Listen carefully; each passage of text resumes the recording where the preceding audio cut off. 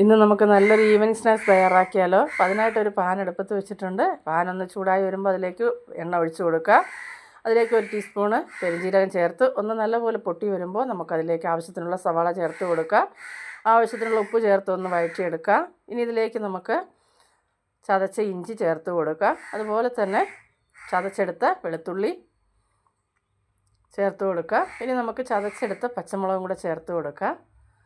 ഇതെല്ലാം കൂടെ നല്ലപോലെ ഒന്ന് വഴറ്റിയതിന് ശേഷം ഇതിലേക്ക് നമുക്ക് ആവശ്യത്തിനുള്ള കറി ലീഫ്, ഇനി പൊടികൾ ചേർത്ത് കൊടുക്കുക. മഞ്ഞൾപ്പൊടി, മുളക് പൊടി, അതുപോലെ തന്നെ ഒരല്പം മല്ലിപ്പൊടി, കുരുമുളക് പൊടി, ഇതെല്ലാം ചേർത്ത് ഇതിനെല്ലാം പച്ചമണം മാറുന്നവരൊന്ന് വഴറ്റിയെടുക്കുക. 1 ടീസ്പൂൺ ഗരം മസാലയും കൂടെ ചേർത്ത് നല്ലപോലെ ഒന്ന് വഴറ്റി പൊടിയുടെ പച്ചമണം എല്ലാം മാറിയതിന് ശേഷം അതിലേക്ക് ഒരു പകുതി തക്കാളി ചേർത്തൊന്ന് വഴറ്റി അതിലേക്ക് ആവശ്യത്തിനുള്ള മല്ലിയിലയും ചേർത്തെടുത്താൽ നമ്മുടെ മസാല ഇവിടെ റെഡി ആയിട്ടുണ്ട്.